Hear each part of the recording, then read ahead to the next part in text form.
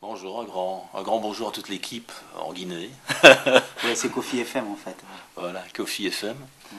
Donc je suis en présence de Monsieur Moquet, que je remercie de sa visite.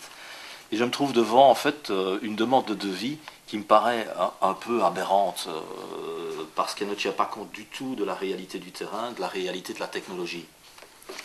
Donc rien que dans le premier items de cette demande, il y a une demande spéciale pour 8 dipôles en inox, large bande. Rien que pour placer ces dipôles, il vous faut une dimension de 20 mètres sur un pylône. Et vous demandez seulement 25 mètres de câble coaxial.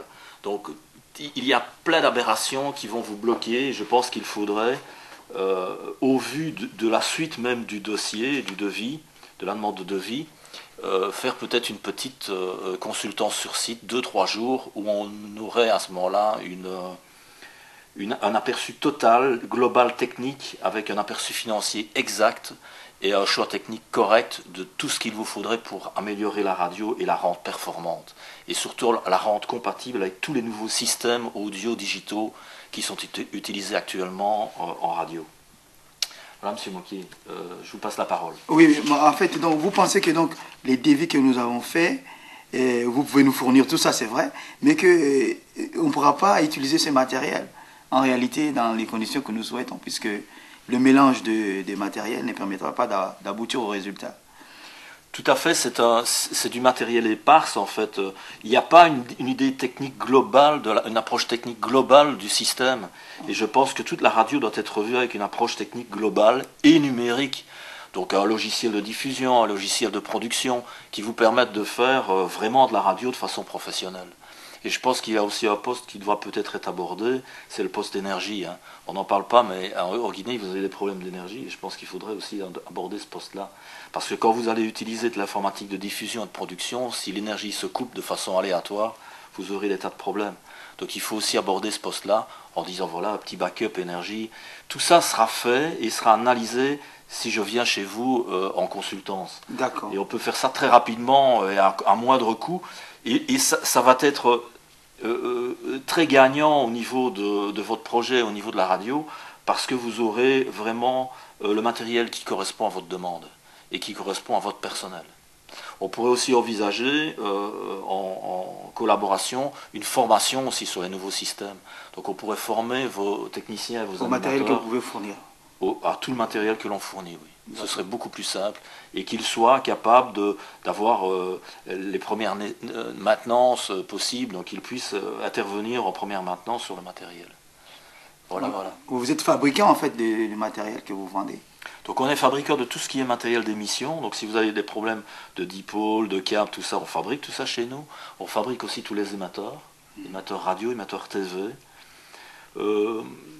Donc on est vraiment spécialisé. On revend tout le matériel de studio, on fait des studios clés en main. Je vois aussi que vous avez abordé en fin de dossier la partie TV. Eh bien, la partie TV pourrait être aussi envisagée par la suite en ayant la radio compatible avec la TV, des studios qui seraient communs et une petite diffusion TV, faire une petite TV communautaire en Guinée. Je pense que vous auriez. Voilà. Est-ce qu'on peut utiliser les quelques matériels de radio que nous avons déjà pour commencer à envisager la TV plus tard, la télévision plus tard? Est-ce que si nous faisons des bons achats chez vous, comme vous avez dit tout à l'heure par rapport au dépôt, si nous positionnons bien le matériel, on peut facilement faire de la TV avec le moment venu? Monsieur Moquet, le matériel de radio n'a rien à voir avec le matériel de TV. Déjà, Hein, voilà. mais les studios pourraient être communs. C'est-à-dire qu'on peut envisager, comme dans certaines TV, que l'animateur, que le technicien soit commun radio-TV. Les studios pourraient être communs aussi. Donc si on fait des infos en radio, on peut les faire aussi en TV. Et elles seraient communes. Donc on peut envisager, si vous voulez, un système qui soit évolutif. Voilà, c'est ça. Mais il faut se dire que la partie émission TV est une chose et la partie émission radio en est une autre. Tout à fait.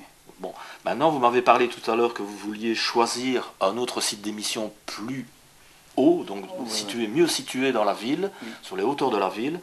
C'est particulièrement intéressant pour la TV parce qu'il faut se dire qu'en TV, en UHF ou en VHF, les personnes qui vous perçoivent, qui reçoivent les émissions, doivent être en vue directe du pylône. Donc c'est important d'avoir déjà cette vision des choses, de dire voilà, je déplace mon pylône dans une bonne zone pour pouvoir couvrir correctement la ville. Et c'est déterminant aussi lors de la consultance de trouver le site correct. Donc on ne fait pas un site comme ça en claquant des doigts en émission TV et radio. Il faut étudier la possibilité et surtout la liaison entre les deux, parce que il est évident que si vous avez un site distant de votre université, il faudra utiliser des moyens techniques pour réunir les deux. Ça s'appelle des faisceaux radio et des faisceaux TV. Et ça te présente un coût. Je remarque que de nouveau dans cette offre, on n'a même pas demandé de faisceaux radio. Donc vous allez partir sur un nouveau site et vous ne sauriez même pas le faire fonctionner. Tout à fait. Voilà. Ou alors ils vont déplacer leur studio vers le nouveau site.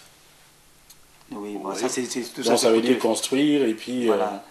Oui, je voulais m'adresser surtout à Maury. Maury, je t'envoie ces images pour que tu comprennes que tout le matériel qu'il y a ici, on peut le fournir ici. Mais le problème, c'est que selon le fournisseur, on ne pourra pas les utiliser comme nous souhaitons.